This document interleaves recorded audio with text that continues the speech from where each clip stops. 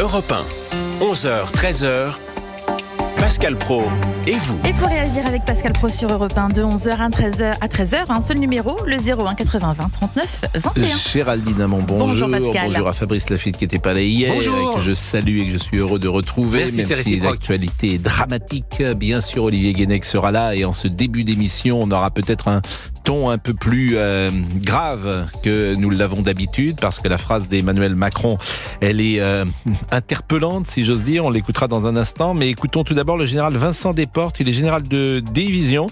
Nous l'écouterons dans un second temps. Écoutons Emmanuel Macron hier soir. Rien ne doit être exclu, pardonnez-moi. Il n'y a pas de consensus aujourd'hui pour envoyer de manière officielle, assumée et endossée des troupes au sol. Mais en dynamique, rien ne doit être exclu. Nous ferons tout ce qu'il faut pour que la Russie ne puisse pas gagner cette guerre. La Russie, de fait, aujourd'hui menace notre sécurité collective par ses actions en Ukraine et ses attaques multiples hybrides à notre égard. Nous voulons maîtriser communication et évidemment éviter toute escalade, rappel étant fait que nous ne sommes pas en guerre avec le peuple russe. Emmanuel Macron, hier soir, c'est vrai que le spectre de la guerre comme repoussoir des difficultés ou des ennemis de l'intérieur, et depuis Alexandre ou César, c'est un grand classique de ceux qui dirigent les pays ou les empires. Je vous propose d'écouter un deuxième passage du président de la République. C'était lors de cette rencontre hier à l'Élysée, de cette rencontre consacrée à l'Ukraine. Si on considère que cette guerre détermine notre avenir, ce que je crois profondément, parce que se joue là notre sécurité comme Européens, est-ce que nous devons déléguer notre avenir à l'électeur américain ? Ma réponse est non, quel que soit son vote. Donc on n'a pas à attendre le résultat. C'était le but de cette réunion d'aujourd'hui, c'est pour ça que je l'ai voulu maintenant. N'attendons pas de savoir quelle est l'issue de ce résultat. Décidons maintenant, parce que le constat est clair. C'est notre avenir, c'est l'Europe qui est en jeu. C'est aux Européens de décider. C'est formidable si on en a d'autres qui nous joignent, mais ça doit être en plus. Nous devons avoir la possibilité de faire sans. Pas par défiance, pas par pessimisme, pas parce qu'on aurait peur, juste parce que c'est ce qui dépend de nous. Je suis dans cet état d'esprit.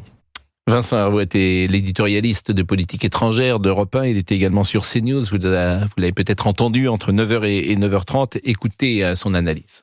Le chancelier allemand nous a fait comprendre que des officiers français et britanniques sont déjà sur le terrain pour contrôler l'usage des missiles Scalp livrés aux Ukrainiens. Quand le président Macron déclare qu'à l'avenir, l'envoi de troupes au sol ne doit pas être exclu, il devrait ajouter qu'au présent et au passé, on le fait déjà. Et il y a une réaction à l'instant de Moscou. Envoyer des troupes en Ukraine ne serait pas dans l'intérêt des Occidentaux, dit le Kremlin. Chaque phrase, évidemment, monte une escalade, bien sûr, de la prise de parole. Le général Bruno Clermont, il était également ce matin sur Europe 1. Vous le connaissez, il intervient régulièrement sur CNews et sur Europe 1. Écoutons-le. La France a évidemment des capacités militaires. Elle est capable d'engager des troupes avec d'autres pays sur le territoire de l'Ukraine.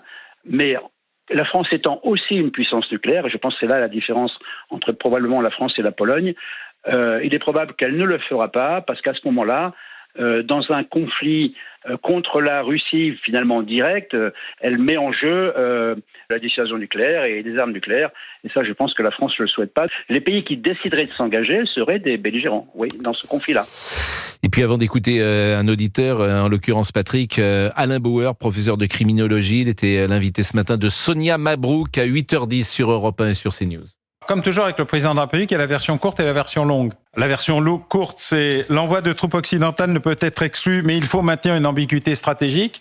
La version longue, c'est personne n'y comprend rien, parce que cette phrase n'est pas faite pour faire, mais pour envoyer des messages complexes. Et en fait, il y a plus une ambiguïté linguistique qu'une ambiguïté stratégique. En fait, nos amis russes ont une logique qui est écrite depuis plus d'une centaine d'années, qui est dans leur manuel de doctrine militaire, qui ont été inventés du temps de la Russie impériale, qui ont été repris par la Russie stalinienne et qui n'ont pas été oubliés par la Russie poutinienne, qui s'appelle l'escalade pour la désescalade. Eux, ils tapent d'abord et ils discutent ensuite. Nous discutons d'abord et nous tapons ensuite. Nous sommes toujours en décalage. Patrick est avec nous. Bonjour Patrick, vous êtes commercial. Bonjour, oui, bonjour Pascal. Vous avez peut-être un avis. Oui, je suis tout à fait d'accord. Il faut d'abord taper et ensuite discuter. Et il faut pas se laisser faire. Il faut mobiliser. Et vous voulez taper qui, Patrick ? Les Russes, c'est les Russes qui ont mis le bazar. Non mais C'est les Patrick, Russes. vous êtes sérieux, vous voulez bombarder Moscou? Mais je vous parle pas de bombarder Moscou, j'ai le plus grand respect pour le peuple russe. Par Mais contre, qu'est-ce que vous voulez faire? Il faut éliminer Poutine, c'est lui qui met le bazar. Mais Patrick, d'abord, je pense que ça ne se décide pas comme ça ne se fait pas comme ça, et ce n'est pas aussi simple que ça non plus. Donc peut-être serait-il bien d'imaginer un processus de paix, pourquoi pas une forme de négociation. Pas un processus de paix, pas avec lui. Bon. Depuis 2014, même avant, de toute façon, il ne respecte rien, il ne respecte pas les civils. Donc vous pensez qu'il faut engager un bras de fer avec la Russie de Poutine, qui est la deuxième puissance nucléaire au monde? Oui, écoutez, cher Patrick, je souhaite que vous n'arriviez jamais au sommet de l'État, parce que je ne suis pas sûr. Vous savez, il n'y a qu'un rapport qui existe, c'est le rapport de force. Vous pensez que le rapport de force est en notre faveur? Il n'entend que ça. Mais justement, vous pensez qu'il est en notre faveur, Patrick? Moi, je ne suis pas un spécialiste, évidemment, mais j'écoute à droite, à gauche. J'écoute Alain Bauer, j'ai écouté Vincent Hervouet, j'ai écouté le général Bruno Clermont. Je ne suis pas sûr qu'on ait intérêt à aller au clash. Mais j'écoute, il faut lui montrer qu'on n'a pas peur. On n'a pas peur. Mais la vérité, pardonnez-moi, c'est qu'on a peur. Mais justement, lui, il en profite. Et puis, il est en train de nous empapaouter avec son copain Trump.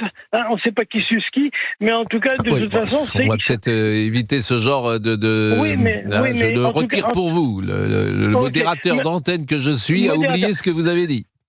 C'est de l'analyse géopolitique, en tout cas. Oui, tout à fait. Mais, en tout cas, il faut pas avoir peur. Je souris, mais c'est pas drôle. Il faut taper le pont de Kerch, il faut lui montrer. Mais ça veut dire quoi, taper? Ça veut rien dire, taper. Vous n'avez pas bombardé Moscou. Mais on ne vous parle pas de bombarder Moscou. Mais alors, qu'est-ce que vous allez faire? Ce n'est pas Napoléon Ier, on ne va pas partir à la guerre contre la Russie. Les positions russes qui sont installées illégalement en Ukraine. Tout simplement. Mais j'entends bien, mais à ce moment-là, vous êtes co-belligérant. Je suis désolé de vous le dire. Si vous entrez dans la guerre, vous êtes co-belligérant. Est-ce que vous croyez que les Tchétchènes qui sont aux côtés des Russes, ils ne sont pas co-belligérants? Écoutez, moi je pense que ce qui me frappe dans ce conflit, c'est que le Parlement n'est pas associé, les Français ne sont pas associés, et tu as le sentiment que Emmanuel Macron décide tout seul pour tout le monde. Je souhaiterais peut-être que le Parlement au minimum soit associé, parce que ça me paraît quand même nos vies, avec des conséquences pour nos enfants, pour nos familles, et je trouve dommage que ce débat sur l'Ukraine ne soit pas posé dans le débat public. Mais dans l'autre sens, il va décider de se coucher, de négocier avec un terroriste, un voleur, tout ce que vous voulez. C'est un terroriste, ce gars-là. Il tue, il assassine des gens. J'entends bien, mais si vous voulez, lorsque vous êtes chef de l'État, ne parler qu'avec des gens qui respectent les démocraties, qui respectent les lois démocratiques, plus exactement, vous n'allez pas parler avec grand monde sur la planète. Vous n'allez plus parler avec la Chine, vous n'allez plus parler parfois avec certaines nations du Moyen-Orient. Ça va être très compliqué, si vous me permettez. Que fait-on alors? On se couche et puis on attend qu'il... on fait ce qu'on appelle de la politique. Voilà, de la réelle politique. Alors sur le plan moral, c'est contestable, depuis 2014, il a envahi la Crimée. On préserve nos intérêts. On pense à nous. Mais justement, en sauvant l'Ukraine, on sauve la démocratie. Parce que n'oubliez pas une chose, c'est que Poutine, il n'est pas idiot. Hein, avec le Rassemblement national, il a son cheval de Troie, là. Avec LFI, le Rassemblement national, il a son cheval de Troie. Et si un jour, ces gens-là, malheureusement, arrivent au pouvoir, ils appelleront Poutine en disant « Vladimir, viens de nous aider à remettre un peu d'ordre dans le pays ». Bon, écoutez, cette émission existe pour la liberté d'expression, par définition. Oui, donc, Patrick, c'est votre avis. Les auditeurs nous ont entendus. Chacun peut faire la part des choses de ce que vous avez dit. Et je vous souhaite néanmoins une bonne journée, monsieur Patrick. Vous êtes commercial. Qu'est-ce que vous vendez? Je vends du textile. Du textile. Bon. Voilà. Des pantalons, parce que j'ai quelques clients pour vous dans mon entourage. Des jupes et des jupons et des gilets de Chanel. Non, je rigole. Elle fait des pantalons, des jupes et des... Alors, vous savez que cette chanson-là, c'est Mademoiselle Angèle que plus personne connaît, bien évidemment, ce qui nous permet d'alléger en même temps notre discussion. Elle fait des pantalons, des jupes et des jupons et des gilets de flanelle. Elle fait des pantalons, des jupes et des jupons et des gilets de coton. Je ne connais pas ce genre de métier. Allez, frappe. Voilà, ça c'est Monsieur Boubou qui ne sait pas ce que c'est. Non, mais je veux bien une jupe, Patrick. Moi, j'en veux bien une. Vous portez des jupes. Pourquoi pas? Non, oui, pourquoi pas. J'ai un ami qui était le président des hommes qui portaient des jupes. Non, en France. Ah oui, le président des hommes qui portaient des jupes. Qui portent des jupes. Bah, vous avez des relations sympathiques et vous avez bien raison d'ailleurs, moi je trouve que c'est bien. Pourquoi pas. Bah oui, voilà. Eh bien écoutez, je vous remercie grandement. Merci Patrick, merci. Bonne journée à vous et Slava Ukraine. Gloire à l'Ukraine. D'accord. Bah écoutez, là aussi, c'est ces mots qu'on peut entendre d'ailleurs. Gloire à l'Ukraine, je ne sais pas, mais en tout cas, il faut penser à nos amis ukrainiens qui sont en difficulté sur leur sol, bien évidemment. 11h15, la pause, à tout de suite. Vous écoutez Pascal Praud de 11h à 13h sur Europe 1 et pour réagir, vous composez ce numéro non surtaxé. Appelez Pascal Praud au 01 80 20 39 21. Europe 1. Europe 1. 11h, 13h, Pascal Praud et vous. Pascal Praud et vous, la suite sur Europe 1 et vos réactions, témoignages au 01 80 20 39 21, Pascal. Nous allons revenir bien sûr sur les propos d'Emmanuel Macron qui affirme donc que l'envoi de troupes occidentales en Ukraine à l'avenir ne peut être exclu et je vous disais tout à l'heure les réactions du Kremlin qui n'ont pas tardé, réactions que je vais vous lire à nouveau. Le porte-parole du Kremlin a prévenu mardi qu'envoyer les troupes en Ukraine ne serait pas dans l'intérêt des Occidentaux, répondant aux propos du président Emmanuel Macron qui a estimé que cela ne pouvait pas être exclu. Ce n'est absolument pas dans l'intérêt de ces pays. Ils doivent en être conscients, a déclaré Dimitri Peskov à des journalistes, jugeant que le simple fait d'évoquer cette possibilité constituait un nouvel élément très important. Vous comprenez à demi-mot, pas qu'à demi-mot d'ailleurs, le sens de la réaction du Kremlin. Je pense que nous sommes avec un auditeur peut-être, et que cet auditeur s'appelle Ronan, je pense. Bonjour Ronan. Oui, bonjour Pascal. Et merci Ronan, vous vouliez réagir. Vous nous appelez d'où Ronan ? Je vous appelle de Bretagne. Avec un prénom évidemment qui sent la Bretagne également, qui rappelle la Bretagne, Ronan. C'est pas très loin de la Baule, mais bon. Bah, c'est pas très loin. Je suis dans le sud de Morbihan. Bon, est-ce que vous êtes inquiet ? Est-ce que vous faites partie, par exemple, des gens qui sont assez inquiets de cette escalade verbale ? Je rappelle que la Russie est quand même la deuxième puissance nucléaire. Je suis très inquiet. Je pense qu'on marche comme un somnambule vers l'abîme.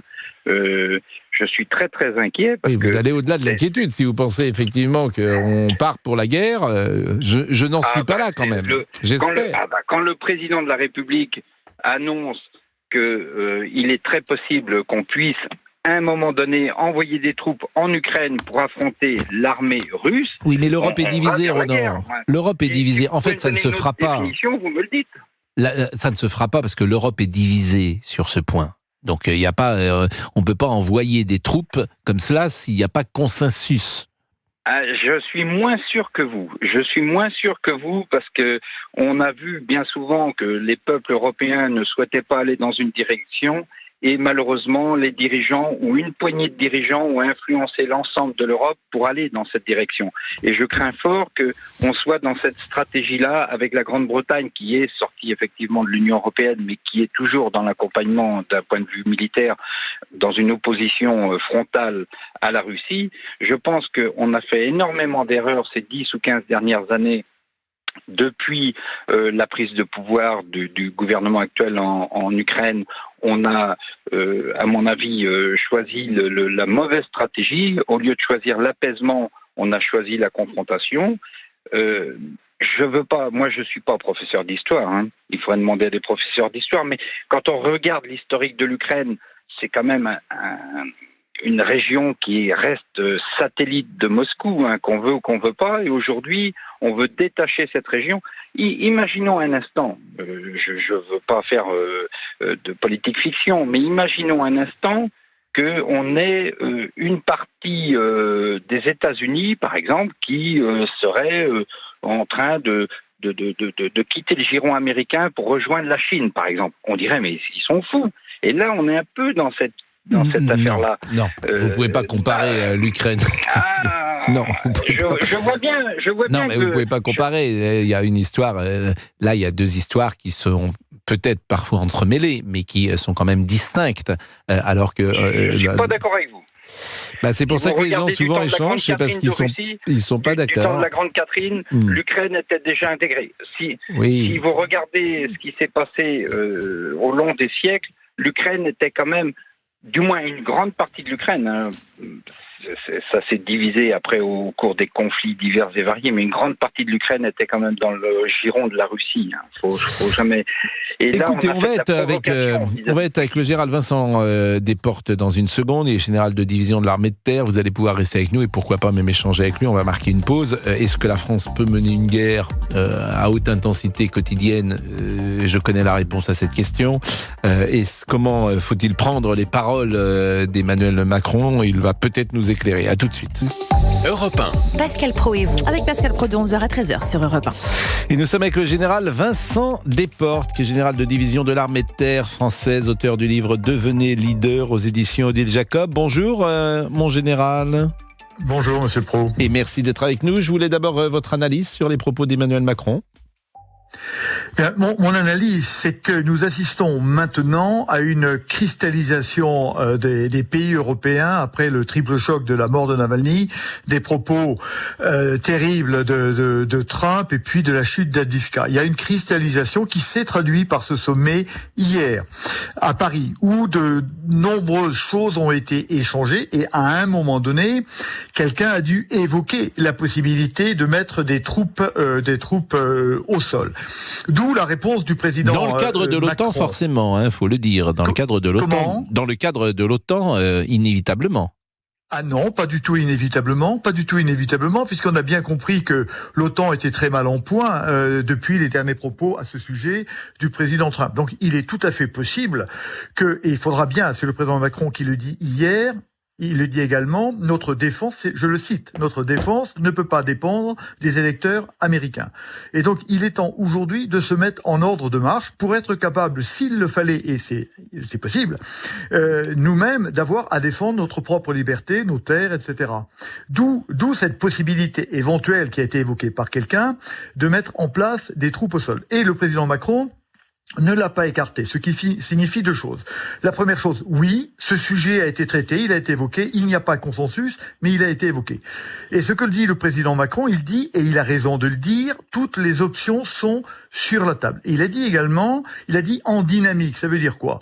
Ça veut dire qu'on est actuellement dans une prise de conscience de l'Europe, que l'Europe est en train de courir une menace, de faire face à une menace existentielle, et qu'elle doit se mettre en ordre de marche maintenant pour une menace qui pourrait venir dans quelques mois et qui pourrait s'aggraver du fait de la fin du soutien américain. Donc, il y a cette première chose. La deuxième chose, le président Macron a raison de le dire, il ne le dit pas comme ça, mais on sait que les empires ne s'arrêtent que devant la force ou la menace de la force. Pourquoi est-ce que le président Poutine a attaqué l'Ukraine le 24 février 2022. Mais parce qu'il n'avait pas peur de l'Ukraine, il n'avait pas peur de l'Europe, il n'avait même pas peur des États-Unis. Et à un moment donné, si on veut que la démarche en avant, la marche en avant des troupes russes s'arrête, il faudra bien que la volonté européenne soit suffisamment forte pour faire plier le président Poutine, qu'il sente qu'il a moins d'intérêt à arrêter la guerre qu'à la continuer. Jamais dans des négociations et il continuera à avancer tant que nous ne lui opposerons pas le front du refus. Donc le discours du président Macron, il a deux objectifs. Un, dire aux Européens, vous devez comprendre. Ah, j'ai l'impression que malheureusement la liaison a été coupée avec monsieur Desportes. Alors on remarquera sur ce conflit, et puis on va peut-être écouter également un auditeur, on remarquera que personne ne pose un plan de processus de paix, ce qui est assez rare. Généralement, dans un conflit, on a toujours l'impression que des intervenants extérieurs essayent de proposer un plan de paix. Et là, on a le sentiment que cette guerre se terminera par la destruction ou de l'Ukraine ou de la Russie. Je rappelle, et ça fait plusieurs fois que je le dis, qu'envoyer des troupes au sol contre la deuxième puissance nucléaire mondiale n'est évidemment pas quelque chose de neutre. Et il faut rappeler également que les Américains ont une probabilité assez forte de sortir du conflit parce que si Donald Trump est élu en novembre prochain, et il a déjà dit qu'il ne poursuivrait pas forcément ce dossier. Ce qui veut dire que la force de l'OTAN, dans ces cas-là, n'interviendrait pas non plus, puisque les Américains ne seraient pas partie prenante. Je rappelle aussi que l'Europe est divisée aujourd'hui, et ça c'est très important de le dire, elle est divisée sur ce sujet. On peut également parler de Zelensky, qui bénéficie, c'est vrai, en France, d'une aura particulière, comme dans tout le monde occidental, et rappeler que les choses sont parfois un peu plus compliquées. Il a son chef d'état-major, il l'a limogé il y a quelques jours. Donc, c'est une situation, évidemment, comme toutes ces situations géopolitiques et militaires extrêmement complexes, dans lesquelles les uns et les autres ont du mal à évidemment voir les choses très clairement peut-être, et avec des éléments que nous n'avons pas forcément. Alors on est avec Nathalie qui habite la Vendée, et Nathalie va nous parler peut-être d'un autre sujet, puisqu'il est déjà 12h17 et que Monsieur Desportes, malheureusement, nous n'avons pas pu rétablir la communication. 12h17. 11h, 13h. Pascal Praud sur Europe 1.